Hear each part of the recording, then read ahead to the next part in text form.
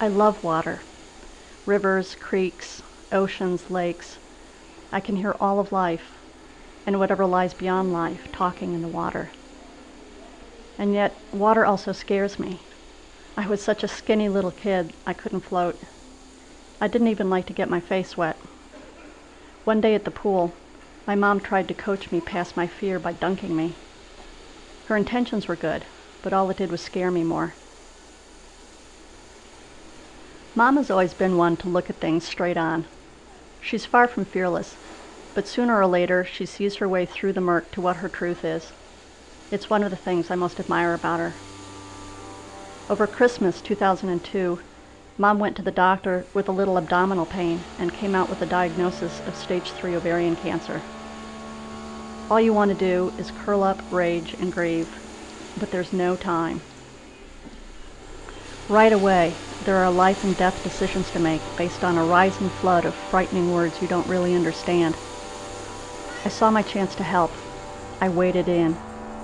I learned everything I could about my mom's options, checked it against her doctor's advice, and tried to summarize it all in language my parents and sisters could understand. It was all very rational, except, of course, I kept crying. I was a little girl who didn't want her mother to suffer or to die. But I was also an adult daughter who could be there when her parents needed her, even though we lived thousands of miles apart. Finally, I called and got both parents on the line. We worked our way slowly through the summary I'd prepared. With my heart racing, I asked Mom if she understood that a clinical trial might be her best bet, because only a third of women in her situation were alive 5 years after regular treatment. Suddenly, I felt as if I was now the one pushing her face into the water. "I'm so sorry, Mom," I said.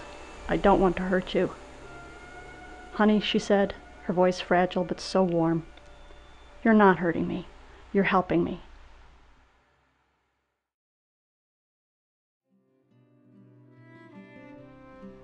And so here we are.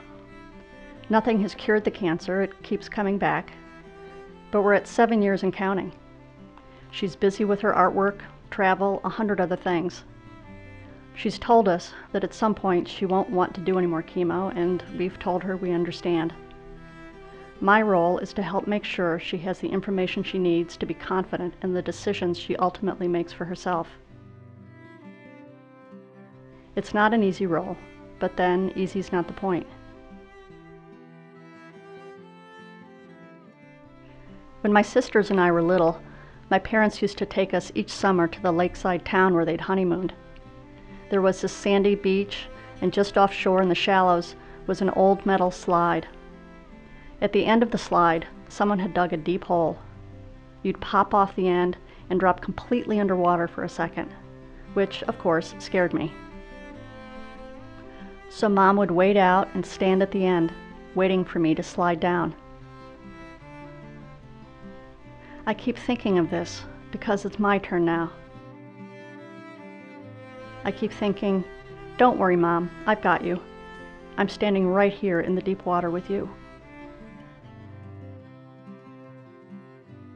We are living neath the great big dipper. We are washed by the very same rain. We are swimming in the stream together, some in power, some in